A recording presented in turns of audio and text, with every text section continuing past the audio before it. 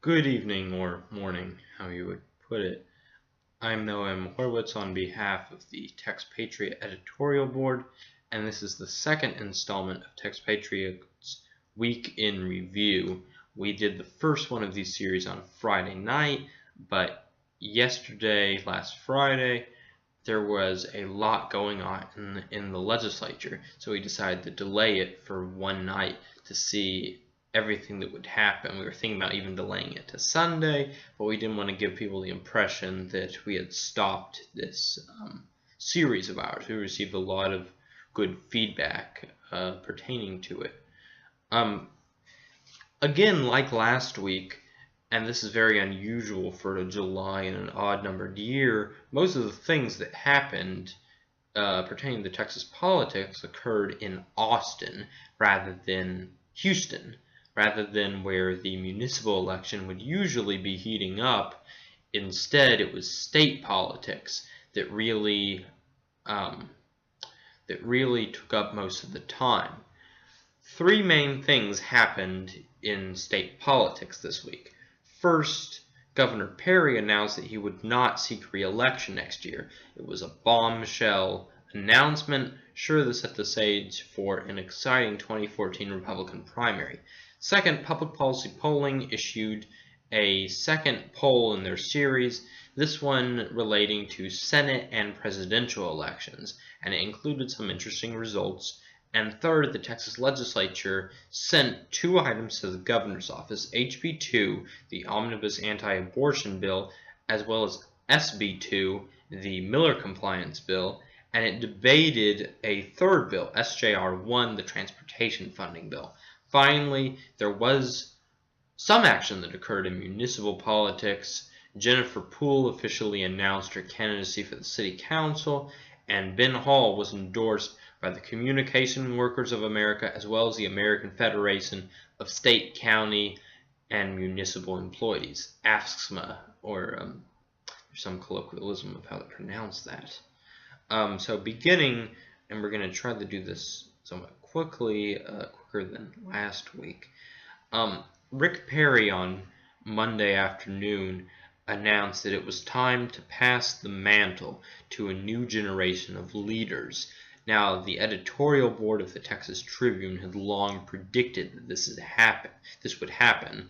I was a little bit more dubious of such an announcement, but like many other events, I was wrong. Governor Perry will be retiring come the beginning of 2015. Now, an interesting side note to this, the president of A&M University on Friday, announced that he would be resigning shortly. So it set up the stage for possibly Governor Perry taking a job as president of A&M University. But most people think that he really wants to focus on running for president a second time in the 2016 Republican primaries. Now, I, for one, think that he doesn't have a chance in 2016. Most people agree with me. The 2016 field will be very competitive between people like Chris Christie and Jeb Bush, but Governor Perry thinks that he deserves a second shot, I guess.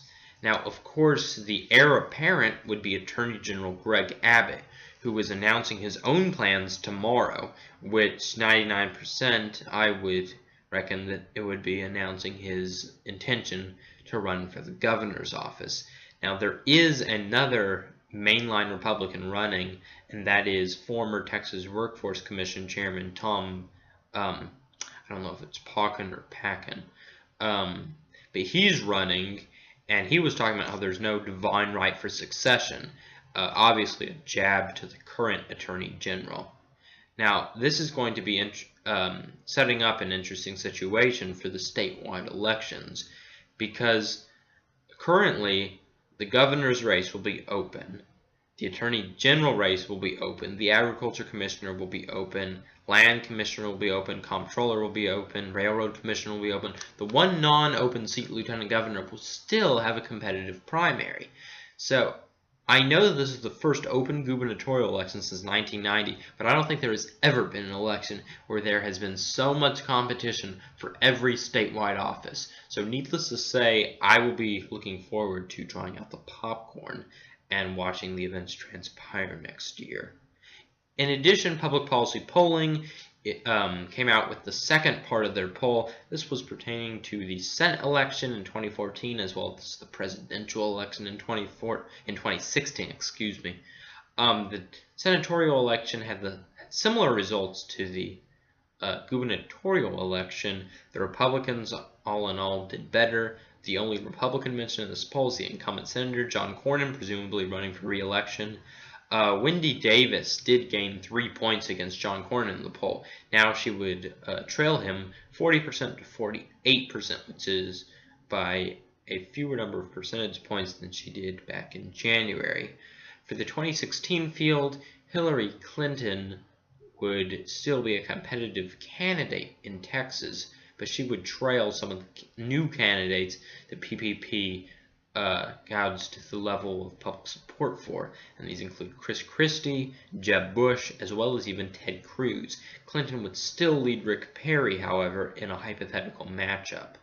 Third, the legislature approved 2 bills, sent them to the governor's office, and thoroughly debated a third, really a joint concurrent resolution, not a bill by definition.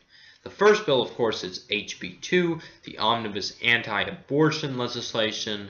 This bill, as I've described before, does 4 things. First, it bans abortion after 20 weeks. Second, it requires all abortion doctors to have admitting privileges at a hospital within 30 miles.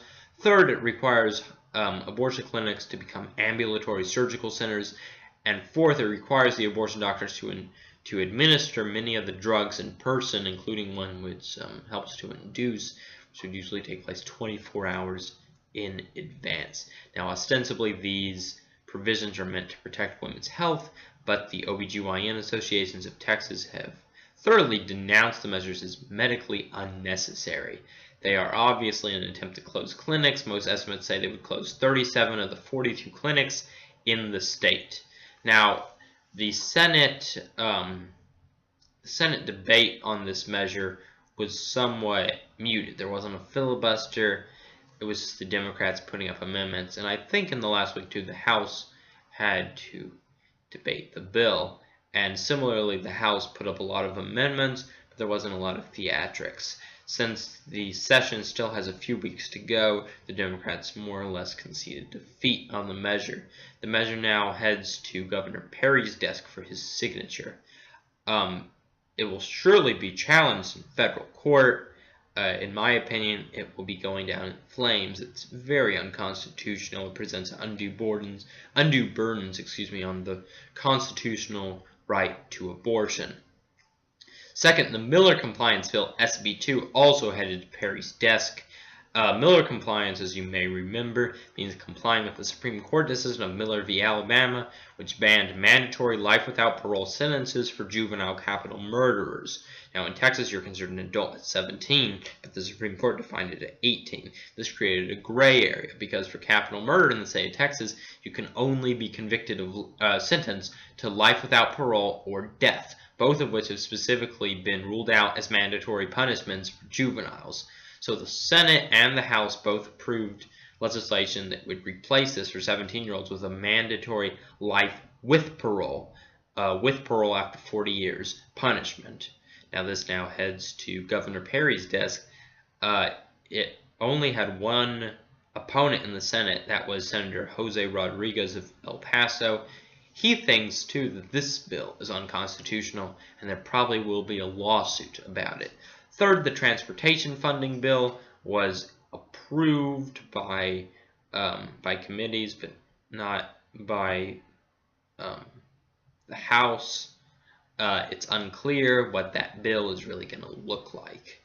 Last but not least, in the Houston mayoral election and Houston municipal elections, Jennifer Poole officially announced her candidacy. There was a press conference on Thursday. Unfortunately, I could not attend, nor could any member of the Texpatriate editorial board, but she said a lot of interesting things, specifically pertaining to Houston's infrastructure. Last but not least, Ben Hall was endorsed by both the Communication Workers of America as well as the American Federation of state, county, and municipal employees. Two big labor unions that have historically not been so friendly to Mayor Parker. That is Texpatriate's Week in Review. We look forward to posting another one next week.